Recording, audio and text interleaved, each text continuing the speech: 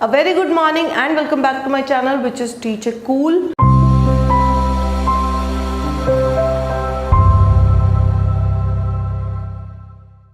यहाँ पे हम कर रहे हैं एक बार फिर से कुछ टॉपिक्स न्यूक्लियर फिजिक्स के अंदर जो फाइनल ईयर के अंदर आता है बीएससी के। वहाँ पर हमारे पास कुछ एक्सेलरेटर्स हम यूज़ करते हैं टू एक्सेलरेट द पार्टिकल्स हमारी आगे स्टडी करने के लिए, क्योंकि कोई भी स्टडी करने के लिए स्पेशली न्यूक्लियर एटॉमिक में हम जो है पार्टिकल्स को एक्सेलरेट करते हैं, उन्हें बम्बार्ड कराते हैं किसी टारगेट के ऊपर एंड उनका नेचर को स्टडी करते हैं, रिजल्ट्स को स्टडी करते हैं, जिससे हमारे पास रिजल्ट्स निकल के आते हैं। तो उन पार्टिकल्स को बेसिकली एक्सेलरेट कैसे किया जाता है, इससे रिलेटेड टैंडम एक्सेलरेटर हम ऑलरेडी कर रखा है हमने। इसके अलावा आता है हमारा when D Graaff accelerator, linear accelerator, cyclotron and betatron, जो कुछ टॉपिक्स हमारे रह गए थे, तो उन्हीं टॉपिक्स को कवर दोबारा से करने हम आ गए हैं। और आज का हमारा पहला टॉपिक रहेगा which is when D Graaff accelerator. तो बिना टाइम वेस्ट करे स्टार्ट करते हैं, सीधा अपने टॉपिक के ऊपर चलते हैं। सो वेन डी ग्राफ नाम से ही पता लग रहा है कि जो वेन डी ग्राफ साइंटिस्ट थे उन्हीं ने बनाया था, उन्हीं ने इन्वेंट किया था। कौन से साल में किया था? 1931 में किया था। एंड बेसिकली इससे कौन से पार्टिकल्स जो है वो एक्सेलरेट हुए थे? वो हुए थे protons and neutrons, mainly protons and neutrons हुए थे। एंड उनकी जो फाइनल काइनेटिक एनर्जी हम पहुंच पाए थे, it was around 10 mega electron volts, right. अब इस एक्सेलरेटर से रिलेटेड हम 3 टॉपिक करने वाले हैं, विच इज इसका वर्किंग प्रिंसिपल, देन इसके एडवांटेजेस, देन डिसएडवांटेजेस, प्लस इसकी जो वर्किंग होगी वो मैं एक्सप्लेन करूंगी। अगर पेपर में आपके पास ये आता है तो एक बार अगर आपको समझ आता है तो वर्किंग जो है वो आपको याद करने की जरूरत नहीं है, आप अपनी लैंग्वेज में भी लिख सकते हैं। सो बेसिकली ये हमारा जो डायग्राम है ये बेसिकली सेटअप है कि कैसे ये एक्सेलरेटर बना है, इसके अंदर कौन से कंपोनेंट्स हैं और वो कैसे कैसे काम करते हैं। सबसे पहले देखते हैं इसका प्रिंसिपल क्या है। So basically when D Graaff accelerator जो है वो 2 प्रिंसिपल्स के ऊपर काम करता है। Number 1 principle is when a charge conducting object has sharp edges, तो electric field around these points become very high and hence air gets ionized. So what is happening is basically मेरे पास कोई इस तरीके की चीज़ है, राइट, ये solid है and ये by nature is conducting. So I put on some electric field over this object. तो होगा क्या, जो ये वाले पॉइंट्स हैं इनके ऊपर जो है, since these have very sharp edges, इनका एरिया जो है it is very very small, due to which इन पॉइंट्स के ऊपर जो इलेक्ट्रिक फील्ड की इंटेंसिटी होगी, विच इज़ हम डिवाइडेड बाय एरिया का स्क्वायर रखते हैं हमेशा, तो उस के अकॉर्डिंग यहाँ पर इन पॉइंट्स के ऊपर electric field become so high. यही वाला इलेक्ट्रिक फील्ड यहाँ इतना नहीं होगा जितना इन पॉइंट्स के ऊपर होगा। तो ये क्या करेगा, जो इसके आसपास की जो भी एयर है, यहाँ पर जो भी एयर है उसे क्या कर देगा, आयनाइज कर देगा। यहाँ पर उनका इलेक्ट्रिकल ब्रेकडाउन हो जाएगा, जितने भी न्यूट्रल चीज़ें हैं वो प्लस माइनस के अंदर ब्रेकडाउन होकर आयंस जो है वो क्रिएट हो जाएंगे। So this is number 1 principle. Second principle is when a charged conductor is brought in contact with second hollow conductor, entire charge goes to outer one irrespective of potential difference between the two and it resides on the outer layer. So यहाँ पे क्या है, मेरे पास एक cylinder sphere है which is conducting by nature, ठीक है। इसके अंदर मैंने एक और चार्ज स्फेयर रख दिया which is hollow sphere, and इसके ऊपर कुछ चार्ज है एंड ये दोनों आपस में कनेक्टेड है। सो बाय प्रिंसिपल जितना भी चार्ज इस वाले सिलेंडर या स्फेयर के ऊपर होगा वो सारा का सारा चार्ज जो है आउटर सिलेंडर आउटर स्फेयर के ऊपर चला जाएगा, irrespective of potential difference. Potential difference का रोल क्या है, जब भी हम करंट का फ्लो की बात करते हैं या चार्ज की फ्लो की बात करते हैं तो we always say it moves from higher potential to lower potential, right. लेकिन इस केस के अंदर चाहे कोई भी पोटेंशियल डिफरेंस हो, चाहे पॉजिटिव हो चाहे नेगेटिव हो, लेकिन जो भी चार्ज है वो हमेशा आउटर स्फेयर या आउटर सिलेंडर या आउटर कंडक्टर के ऊपर ही जाके रुकेगा। So all the charge goes from this inside conductor to outside conductor and even वहाँ पर जाकर भी उसे लगेगा, उसके according there will be 2 layers, one is the internal layer and another is the outer layer. So out of these 2 layers जो charge जाएगा वो सीधा जाके जो है आउटर लेयर के ऊपर ही रुकेगा, उससे पहले वो नहीं रुकेगा। क्लियर है? So these are the 2 principles जिसके ऊपर हमारा वेन डी ग्राफ एक्सेलरेटर काम करेगा। अब हुआ क्या, व्हाट दे डिड इज उन्होंने एक इंसुलेटिंग चेम्बर बना दिया, ठीक है। यहाँ पे दिस इज इंसुलेटिंग सपोर्ट, यहाँ से कोई भी जो चार्ज है वो बाहर नहीं जा सकता। अब उन्होंने क्या किया, 2 पिवट लिए, पिवट के ऊपर उन्होंने एक नॉन एंडिंग सिल्क बेल्ट लगा दी। नॉन एंडिंग का मतलब ये नहीं है कि उसका एंड नहीं है, so basically it is a loop, और ये जो सिल्क बेल्ट है ये लगातार क्या करेगी, रोटेट करती रहेगी। ऊपर जो है उन्होंने एक चार्ज्ड मटेरियल का एक डोम टाइप स्ट्रक्चर बना दिया which is the metal sphere, right, and ये सॉलिड रहेगा, लेकिन इसके ऊपर कुछ भी इंसुलेशन नहीं है, राइट। उसके बाद यहाँ पर हमने क्या रखा है, टारगेट रखा है। बेसिकली हमें पार्टिकल्स को एक्सेलरेट करा के करना क्या है, टारगेट को हिट करना है, तो ऑब्वियसली टारगेट तो आएगा ही, तो ये मेरी हो गई target, and this will be known as my discharge tube, क्योंकि डिस्चार्ज से ही नाम पता लग रहा है, जो भी चार्जेस जो हैं जब वो एक्सेलरेट हो जाएंगे तो वो क्या करेंगे, इस डिस्चार्ज ट्यूब के थ्रू सीधा जाकर अपने टारगेट को हिट करेंगे, राइट। नाउ नेक्स्ट इज, मैंने एक सोर्स यूज किया है which is a high potential source.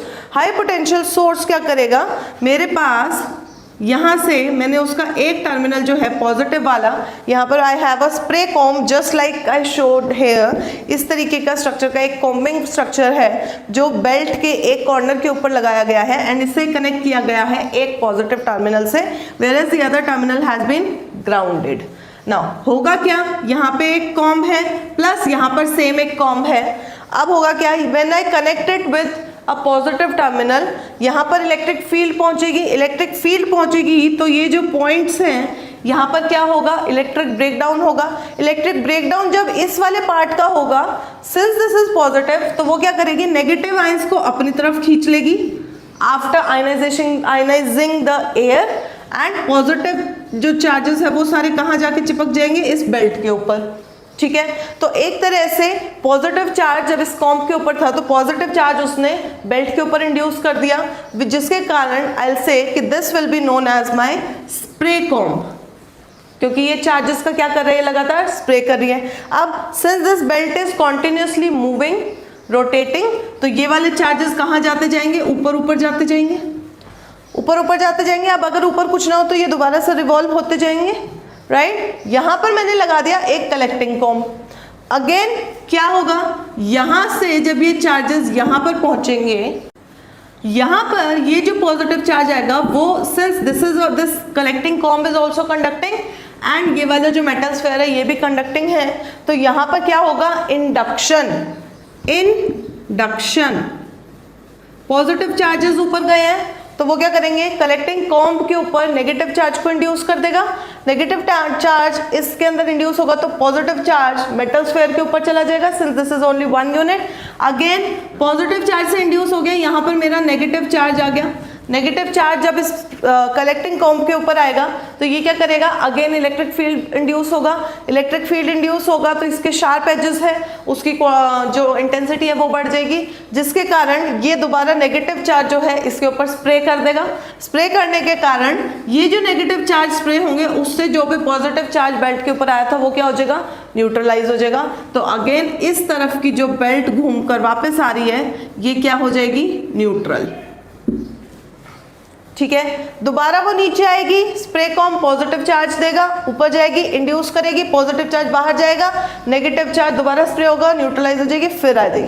So this will form a cycle and it will go on and on and on until मेरे पास जितना मुझे यहाँ पर आयन कलेक्ट करना है उतना मेरे पास आयन कलेक्ट हो जाए।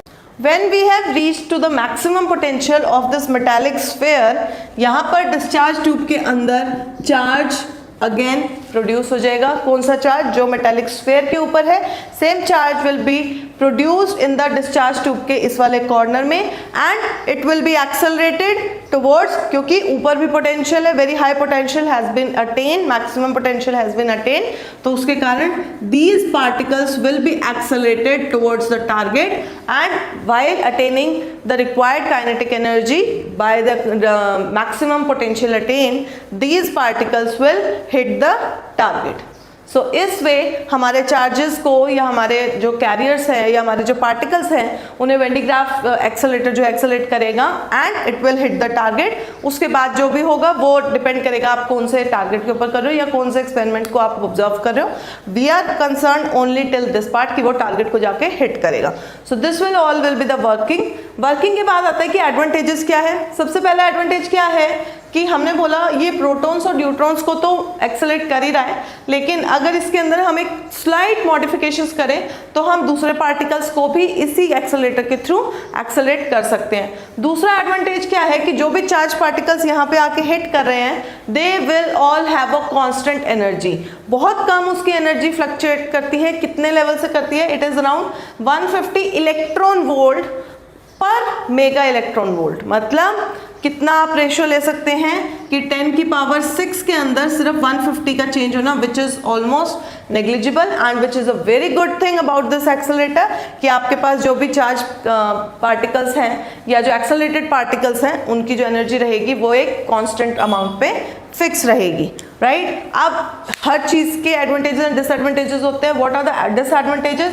सबसे पहला डिसएडवांटेज जो मेजर ड्रॉबैक है वो है ये high voltage source, because high voltage source को यूज़ करना अपने आप में ही बहुत मुश्किल होता है, कुछ रिस्क होते हैं, तो this is one major drawback जो आएगा ही आएगा।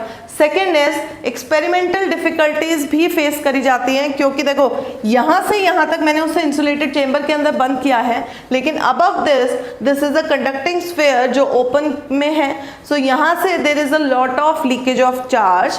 यहाँ से जो चार्ज है वो लीक हो सकता है, जिसके कारण हमारा मैक्सिमम पोटेंशियल रीच करने में एक्स्ट्रा इनपुट हमें देनी पड़ेगी, एफिशिएंसी कम हो सकती है। ऑल्दो ये जो ड्रॉबैक है इसको ओवरकम बहुत इजीली किया जा सकता है कि अगर मैं इस पूरे के पूरे सेटअप को एक इंसुलेटिंग चेंबर के अंदर बंद कर दूं एंड उसे नाइट्रोजन या आर्गन जैसी इनर गैसेस के साथ फिल करूं so that there is no leakage of charge, तो उस केस के अंदर इसका एक ड्रॉबैक खत्म हो जाएगा। सिर्फ एक इकलौता जो ड्रॉबैक बचेगा वो बचेगा सिर्फ हाई वोल्टेज सोर्स का।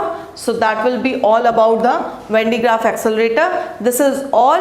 पेपर में अगर आता है तो वर्किंग आप खुद लिख सकते हैं, बाकी के मेजर 4 पॉइंट हैं, बहुत ईजी हैं। आप एक बार ही इसको समझ लेंगे, उसके बाद आपको आई डोंट थिंक दोबारा कभी भी रिवाइज करना पड़ेगा। ये एक बार का टॉपिक है, उसके बाद ये जिंदगी भर नहीं भूलता है। कभी भी आपको डायग्राम दिखेगी, you can very well explain through the diagram. So this is all about when de Graaff accelerator.